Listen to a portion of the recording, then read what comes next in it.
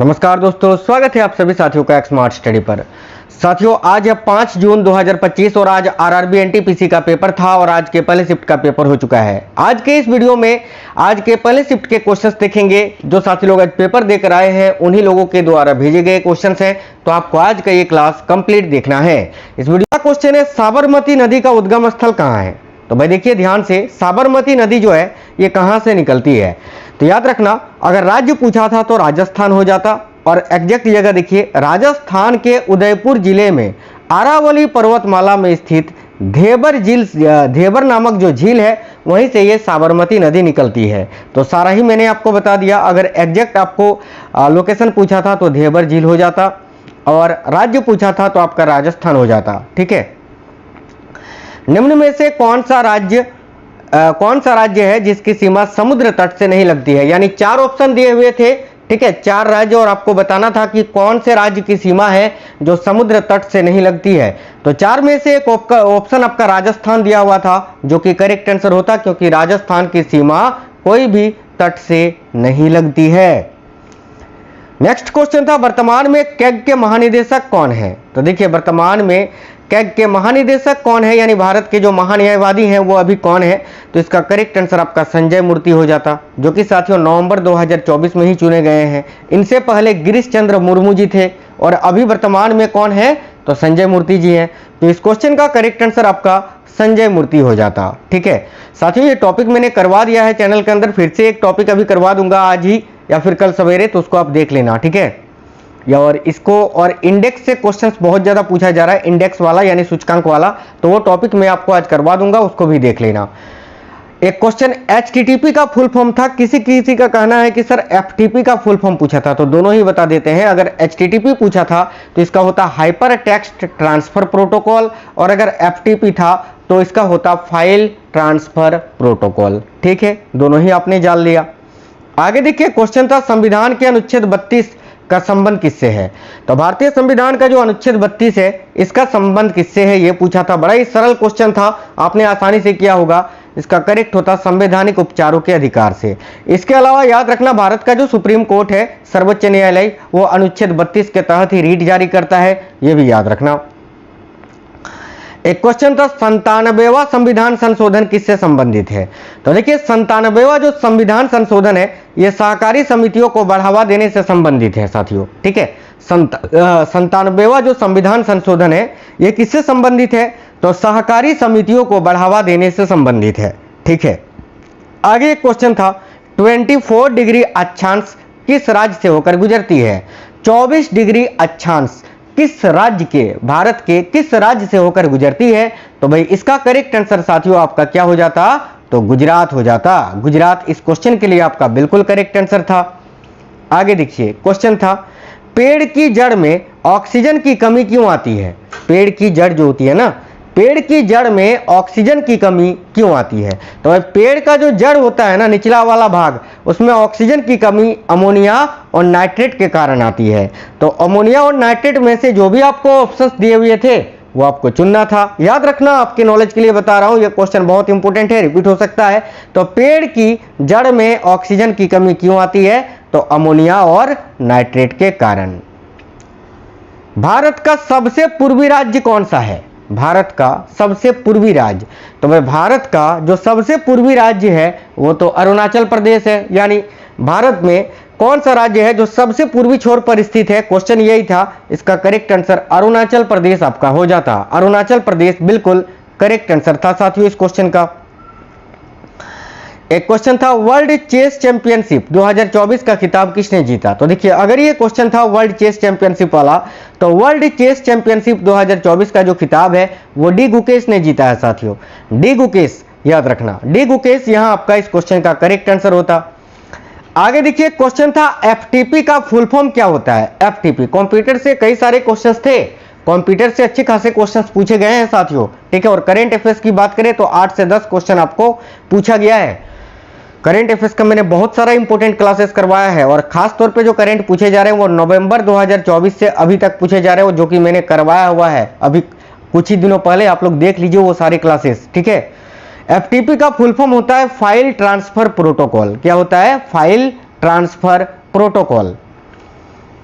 आगे एक क्वेश्चन था, बड़ा ये टफ क्वेश्चन हम बोल सकते हैं इसको। देखिए, झारखंड के मुख्यमंत्री हेमंत सोरेन किस विधानसभा से चुनाव लड़ते हैं? क्वेश्चन ये था, बताइए। ये क्वेश्चन बहुत ही मतलब डीप क्वेश्चन है, अंदर वाला क्वेश्चन है। काफी सारे बच्चों से ये क्वेश्चन नहीं बना होगा, 90% से अधिक साथी इस क्वेश्चन को नहीं कर पाएंगे। अब देखिए, झारखंड के जो मुख्यमंत्री है हेमंत सोरेन किस विधानसभा से चुनाव लड़ते हैं? तो करेक्ट होता बरहेट विधानसभा सीट से या बरहेट निर्वाचन क्षेत्र से। तो बरहेट इस क्वेश्चन का आपका बिल्कुल करेक्ट आंसर हो जाता अगर क्वेश्चन एग्जैक्ट यही था तो। आगे देखिए, आगे क्वेश्चन था तख्त ए बही बुद्ध मठ किस देश में है? तो भाई तख्त ए बही बुद्ध मठ जो है, बौद्ध मठ होता है यहाँ, बौद्ध मठ है ना, तख्त ए बही बौद्ध मठ ये किस देश में है या कहाँ स्थित है? तो ये पाकिस्तान में स्थित है साथियों। तो इस क्वेश्चन का करेक्ट आंसर आपका क्या हो जाता? पाकिस्तान हो जाता। देखिए, वीडियो को लाइक आप लोग जरूर करिए और कमेंट बॉक्स में कमेंट करके जरूर बताना कि आपका पेपर कब है और किस शिफ्ट में है। देखिए, एक क्वेश्चन था जलवायु परिवर्तन सूचकांक 2025 में भारत की रैंक। अगर देखिए यहां पर अगर आपसे भारत की रैंक पूछी थी तो 10वां हो जाता, 10वां। जलवायु परिवर्तन सूचकांक 2025 में जो भारत की रैंक है वह है 10th। और अगर यह पूछा था कि जलवायु परिवर्तन सूचकांक 2025 में कुल कितने देशों का मूल्यांकन किया गया था, तो कुल 64 देशों का मूल्यांकन किया गया था, यह भी याद रखना है। अगर यह पूछा था कि जलवायु परिवर्तन सूचकांक 2025 में कुल कितने देशों का मूल्यांकन किया गया तो 64 होता, भारत का रैंक पूछा था तो 10वां हो जाता। नेक्स्ट है, इनमें से कौन सा रासायनिक परिवर्तन नहीं है? अब साथियों ये जो क्वेश्चन है ये बाय ऑप्शन आपको बनाना था, ठीक है। इसका ऑप्शन तो नहीं मिल पाया है, ये बाय ऑप्शन आपका बनने वाला सरल क्वेश्चन था, आप लोग आसानी से इसको बना सकते थे ऑप्शन के माध्यम से। आगे क्वेश्चन, भारतीय संविधान के अनुच्छेद 293 का संबंध किससे है? देखिए, भारतीय संविधान का अनुच्छेद 293 जो है ये राज्यों द्वारा उधार लेने से संबंधित है, तो इससे रिलेटेड जो भी ऑप्शंस थे वो राइट आंसर होता। आगे क्वेश्चन है, पीएम जनधन योजना की शुरुआत कब हुई थी? अब देखिए, प्रधानमंत्री जनधन योजना जो है इसकी घोषणा तो प्रधानमंत्री मोदी जी ने लाल किले से की थी 15 अगस्त 2014 को, ठीक है, लेकिन इसकी शुरुआत पूरे भारत में 28 अगस्त 2014 को हुई थी। तो शुरुआत कब से हुई थी ये पूछा था, तो इसका करेक्ट आंसर 28 अगस्त 2014 हो जाता। आगे क्वेश्चन था, बाबरनामा किस भाषा में लिखा गया था? देखिए, बाबरनामा की बात करें तो ये चगताई, ठीक है, चगताई भाषा में लिखा गया था, जिसे बाबर तुर्की या तुर्की नाम से जाना जाता था। ये चगताई जो है एक प्रकार का तुर्की लैंग्वेज है, तुर्की भाषा है, ठीक है। तो तुर्की ऑप्शन में था या चगताई दिया हुआ था। नेक्स्ट क्वेश्चन है, कुचिपुड़ी किस राज्य का शास्त्रीय नृत्य है? देखिए, कुचिपुड़ी जो शास्त्रीय नृत्य है वो आंध्र प्रदेश का शास्त्रीय नृत्य है। अब जो क्वेश्चन है वो साथियों थोड़े से जो है एक्सपेक्टेड, और कुछ बच्चों का कहना है कि सर ये क्वेश्चन थे और कुछ बच्चों का कहना है कि सर हाँ नहीं भी थे या याद नहीं है, कुछ ऐसा था, मतलब डाउट वाले क्वेश्चन, ध्यान से देखिएगा। और कुछ क्वेश्चन तो एग्जैक्ट थे, मिक्स क्वेश्चन है। तो कुचिपुड़ी जो है ये आंध्र प्रदेश का साथियों शास्त्रीय नृत्य है। आगे, संविधान के अनुच्छेद 200 में क्या है? तो भाई संविधान का जो अनुच्छेद 200 है उसमें राज्य विधान मंडल द्वारा पारित विधेयकों पर राज्यपाल की शक्तियों को परिभाषित करता है। इससे रिलेटेड जो भी ऑप्शंस थे वो आपका राइट आंसर होता। वर्ष 2023 का व्यास सम्मान किसे दिया गया?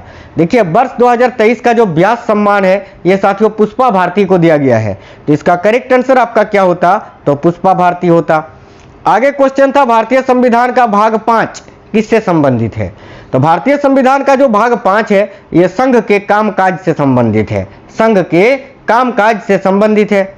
आगे देखिए, क्वेश्चन था, अनुच्छेद 72 का संबंध किससे है? काफी फेमस क्वेश्चन है भाई। अनुच्छेद 72 जो है ये राष्ट्रपति की क्षमादान शक्ति से संबंधित है। राष्ट्रपति जो क्षमादान, राष्ट्रपति के पास जो क्षमादान शक्ति होती है उससे संबंधित है। अगला है, सरदार स्वर्ण सिंह समिति का संबंध किस संशोधन से है? तो भाई देखिए, सरदार स्वर्ण सिंह समिति का संबंध जो है ये 42वें संविधान संशोधन से है, ठीक है, याद रखना, जो कि 1976 में हुआ था। इसके अंतर्गत भारतीय संविधान में मौलिक कर्तव्यों को जोड़ा गया था। नेक्स्ट क्वेश्चन था, भारत की सबसे बड़ी तटीय लेगुन झील कौन सी है? तो देखिए, भारत की सबसे बड़ी तटीय लेगुन झील जो है वो कौन सी है? तो भाई भारत की सबसे बड़ी तटीय लेगुन झील है आपकी चिल्का झील। तो यहाँ आपका करेक्ट आंसर क्या होता? तो चिल्का झील हो जाता। एक क्वेश्चन था, कौन सी नदी भ्रंश घाटी से होकर बहती है? तो ये ऑप्शन के अनुसार बनाना था, या तो नर्मदा होगा ऑप्शन में या तापी होगा, और अगर ये दोनों ही नहीं था तो दामोदर होता, ठीक है। तो कौन सी नदी है जो भ्रंश घाटी से होकर बहती है? तो याद रखना, मुख्य तौर पर नर्मदा और तापी नदियां। नेक्स्ट क्वेश्चन है वेदों की ओर लौटो, वेदों की ओर लौटो, वेदों की ओर लौटो, वेदों की ओर लौटो होगा, है ना। वेदों की ओर लौटो का नारा किसने दिया था? देखिए, वेदों की ओर लौटो का नारा दिया था स्वामी दयानंद सरस्वती जी ने। स्वामी दयानंद सरस्वती जिन्होंने 1875 में आर्य समाज की स्थापना की थी। यह भी क्वेश्चन आपसे पूछा जा सकता है, याद रखना। अगला क्वेश्चन है सिम्बेक्स 2024 का आयोजन कहां हुआ था? सिम्बेक्स एक एक्सरसाइज है, युद्धाभ्यास है, जो भारत और सिंगापुर के बीच होता है। और सिम्बेक्स युद्धाभ्यास 2024 में जो हुआ था, ये 31वां संस्करण था, ठीक है, जो कि कहां पर आयोजित हुआ था? याद रखना, आंध्र प्रदेश के विशाखापट्टनम में। तो कहां आयोजित हुआ था? तो आंध्र प्रदेश के विशाखापट्टनम में, याद रखना। क्वेश्चन था वुमेन्स IPL WPL, है ना, वुमेन्स WPL होगा, वुमेन्स प्रीमियर लीग जिसको बोलते हैं। 2025 का खिताब किस टीम ने जीता? तो देखिए, WPL 2025 का जो खिताब है वो मुंबई इंडियंस ने जीता है। और WPL 2024 का जो खिताब है वो RCB यानी रॉयल चैलेंजर्स बेंगलोर ने जीता है। और यही अगर पूछे IPL 2025 का खिताब अभी किसने जीता, तो RCB ने जीता, ये भी याद रखना।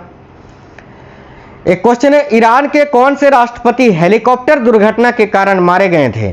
तो भाई, ईरान के कौन से राष्ट्रपति थे जो कि हेलीकॉप्टर दुर्घटना के कारण मारे गए थे? याद रखना, इब्राहिम रईसी, इब्राहिम रईसी। नेक्स्ट क्वेश्चन है भारत का पहला क्षेत्रीय ग्रामीण बैंक कौन सा था? देखिए, भारत का पहला क्षेत्रीय ग्रामीण बैंक कौन सा था? करेक्ट होता प्रथमा बैंक। तो प्रथमा बैंक इस क्वेश्चन के लिए आपका बिल्कुल करेक्ट आंसर हो जाता, प्रथमा बैंक राइट आंसर है। आगे एक क्वेश्चन है नागर शैली में बने वल्लभी मंदिर का आकार कैसा था? तो नागर शैली में बने जो वल्लभी मंदिर है, इसका आकार आपसे पूछा जा रहा है कैसा था? तो याद रखिएगा, वर्गाकार, ठीक है। तो इस क्वेश्चन का करेक्ट आंसर क्या होता? वर्गाकार हो जाता साथियों। आगे एक क्वेश्चन है पंचवर्षीय योजनाएं कौन तैयार करता है? तो देखिए, पंचवर्षीय योजनाएं कौन तैयार करता है साथियों? तो योजना आयोग तैयार करता है। और योजना आयोग का भी नया नाम क्या है? तो यह भी पूछा जा सकता है, तो याद रखना नीति आयोग, ठीक है, नीति आयोग, नीति आयोग याद रखना है, जो कि पंचवर्षीय योजना का जो है, माफ करना, योजना आयोग का जो है नया नाम है, ये आपको याद रखना है। और अभी नीति आयोग के उपाध्यक्ष कौन है? तो याद रखना डॉक्टर सुमन बेरी जी जो हैं वो नीति आयोग के आपके उपाध्यक्ष हैं। और सुब्रमण्यम अय्यर जो हैं वो आपके CEO हैं, ये भी आप सभी को याद रखना ही है। तो साथियों, आपका पेपर कब है और किस शिफ्ट में है, आप हमें